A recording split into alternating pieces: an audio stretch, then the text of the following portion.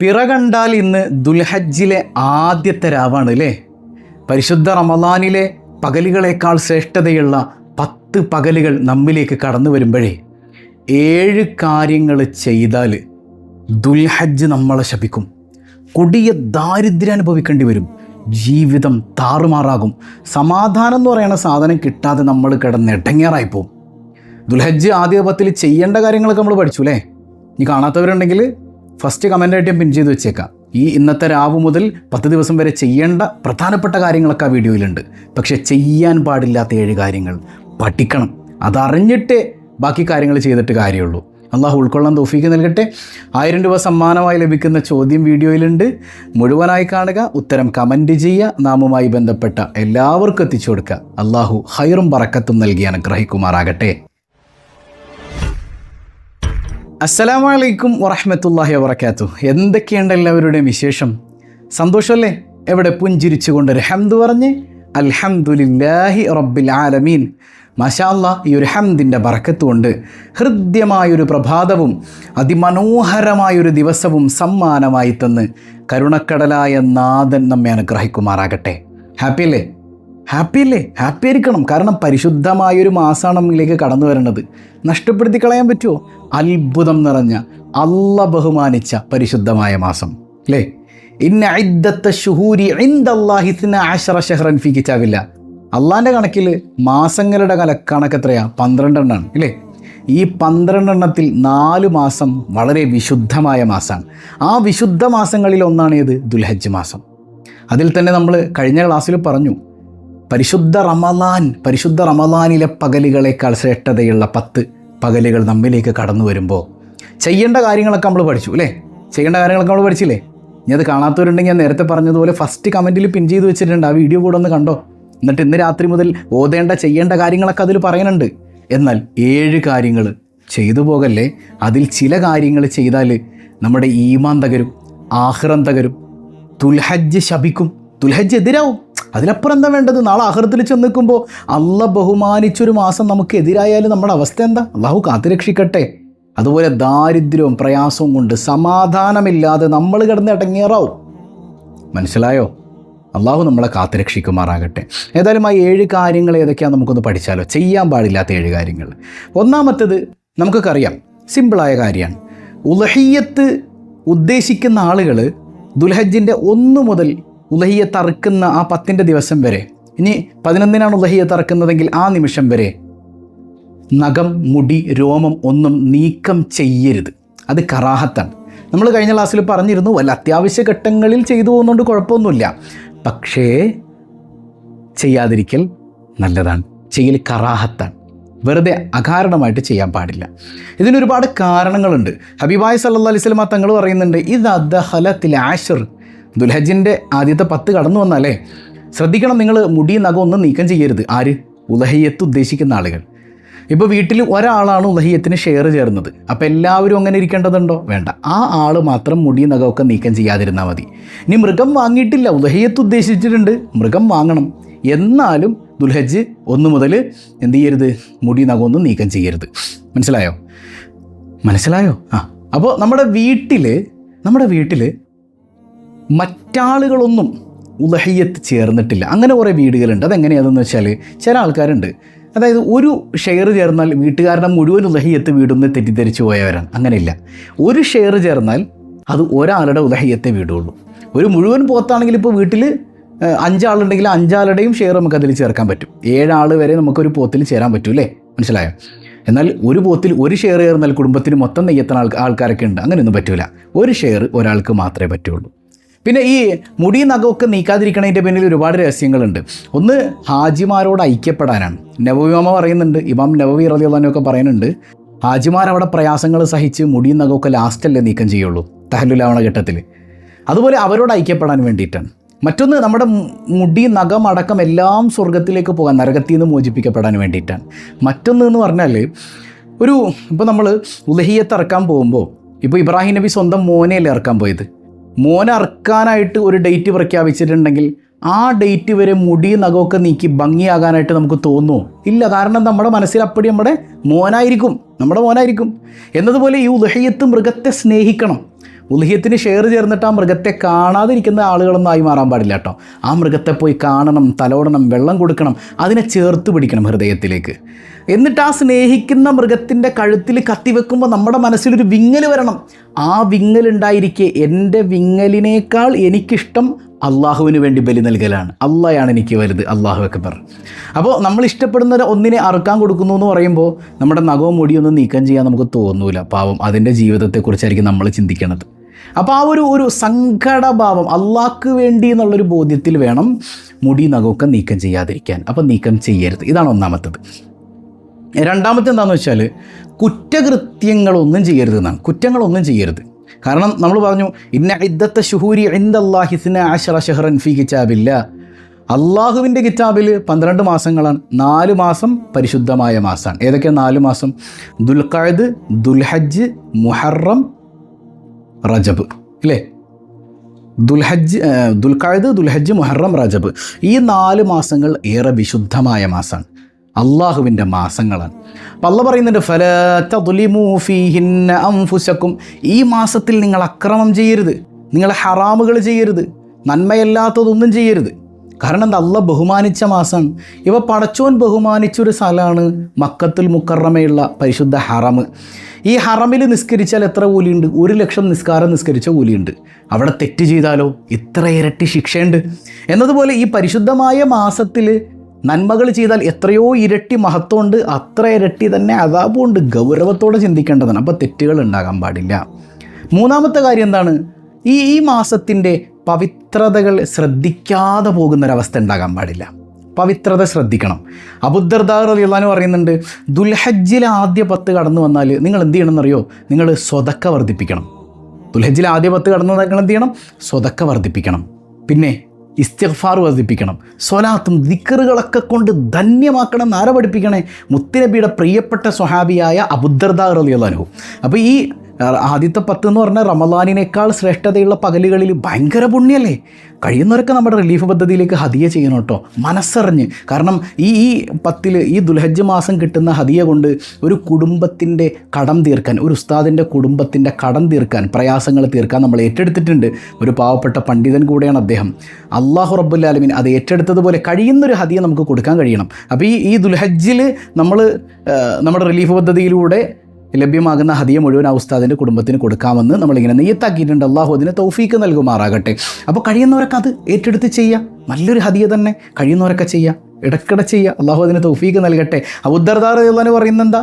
സ്വതക്ക, അതുപോലെ തന്നെ ഇസ്തിഗ്ഫാർ, ദിക്റുകൾ, ഇതൊക്കെ നിങ്ങൾ വർദ്ധിപ്പിക്കണം എന്നാണ്. മുത്തുനബിയുടെ ഒരു ഹദീസ് പോലുണ്ട്, അൽ വൈലു ലിമൻ ഹുരിമ അയ്യാമൽ അശ്ർ. 10 ദിനരാത്രങ്ങളുണ്ടല്ലോ, ഈ 10 ദിനരാത്രങ്ങളെ ബഹുമാനിക്കാത്തവന്, പരിഗണിക്കാത്തവന് വൈലെന്ന നരകമാണെന്ന് മുഹമ്മദ് റസൂലുള്ളാഹി സ്വല്ലല്ലാഹി അലൈഹി വസല്ലം. ഗൗരവം പിടികിട്ടി നമുക്ക്. എന്താ പറയുന്നത്? ഈ 10 ദിനരാത്രങ്ങളെ ബഹുമാനിക്കാതെ. ഏത് 10 ദിനരാത്രങ്ങൾ? ദുൽഹജ്ജിൽ ആദ്യത്തെ 10. അതിനെ ബഹുമാനിക്കാതെ, അതിനെ ആദരിക്കാതെ, അതിനെ പരിഗണിക്കാതെ സാധാരണ മാസം പോലെ അതെങ്ങനെ അങ്ങോട്ട് പോട്ടെ എന്ന് വിചാരിക്കുന്നവന് വൈലെന്ന നരകമാണ് സയ്യിദുനാ റസൂലുള്ളാഹി സ്വല്ലല്ലാഹു അലൈഹി വസല്ലം. മനസ്സിലായോ? ഹാഫിള് ഇബ്നു റജബ് റഹിമഹുല്ല പറയുന്നുണ്ട്, ഇബ്നു റജബ് തങ്ങൾ പറയാണ്, നമ്മൾ ഹജ്ജിന് പോകാൻ കൊതിക്കുന്നവരല്ലേ എല്ലാവരും. എന്നിട്ട് നമുക്ക് ഈ കൊല്ലം പോകാൻ പറ്റുമോ? നമ്മളിൽ പല ആളുകൾക്കും പറ്റിയില്ല അല്ലേ? അപ്പോൾ എന്ത് ചെയ്യണം?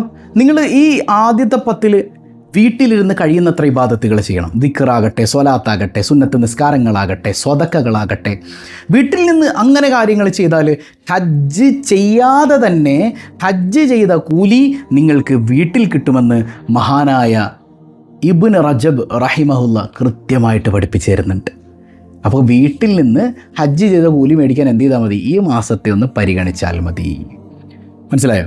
ഇനി 4ാമത്തെ കാര്യം എന്താ? സുന്നത്തുകളെ അവഗണിക്കാതിരിക്കാം. സുന്നത്തുകൾ അവഗണിക്കരുത് അല്ലേ? മൻ അഹബ്ബ സുന്നത്തി ഫഖദ് അഹബ്ബനി.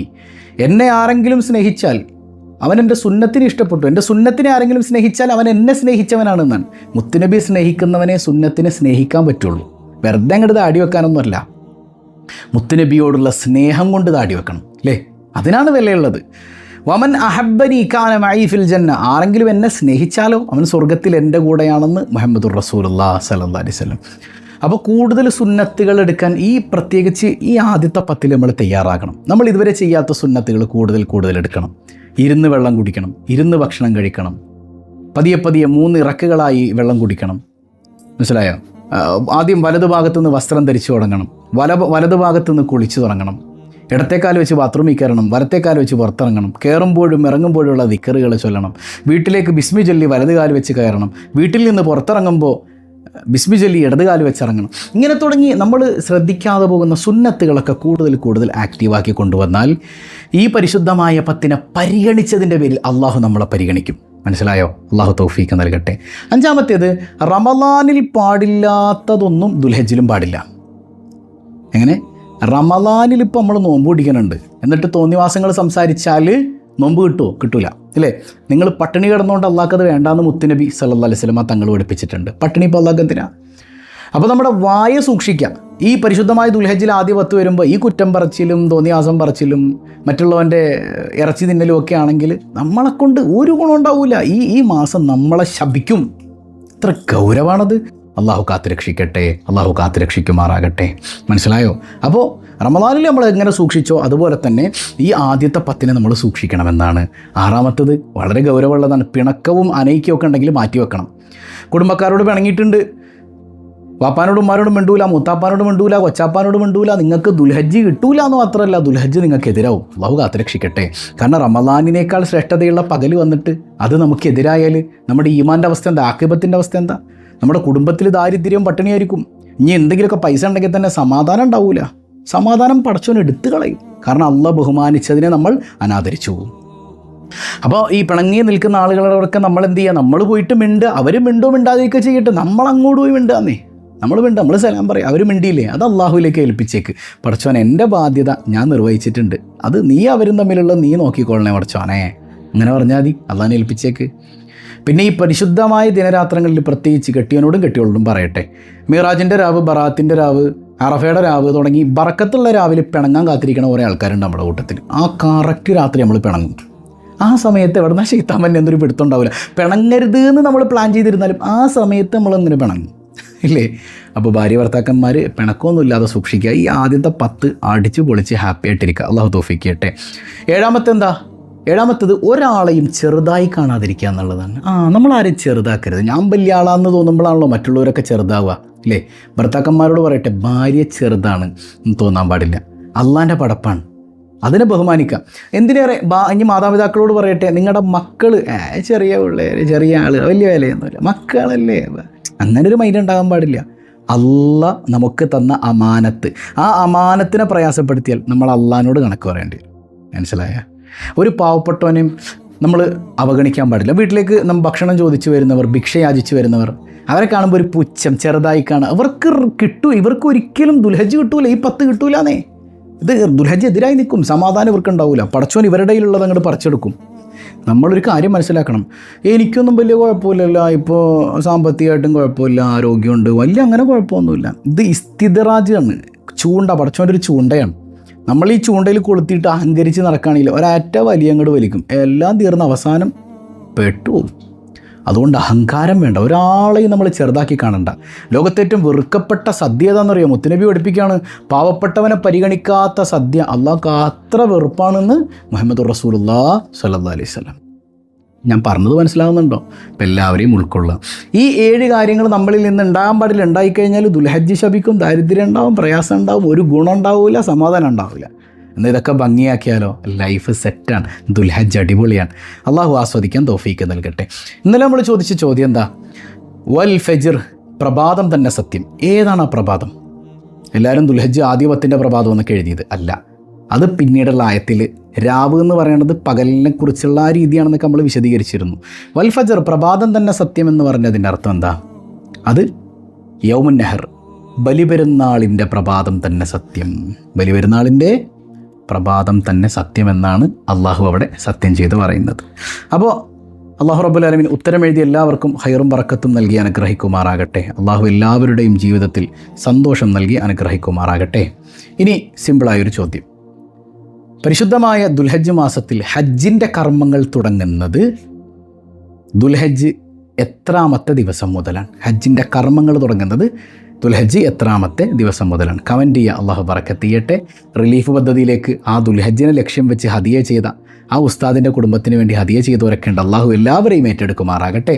എല്ലാ പ്രയാസങ്ങളിൽ നിന്നും അള്ളാഹു നമ്മളെ കാത്തുരക്ഷിക്കട്ടെ. പതിവായി ചൊല്ലുന്ന ദിക്ർ സുബ്ഹാനല്ലാഹി വബിഹംദിഹി عدد خلقه ورضا نفسه وزنة عرشه ومداد كلماته.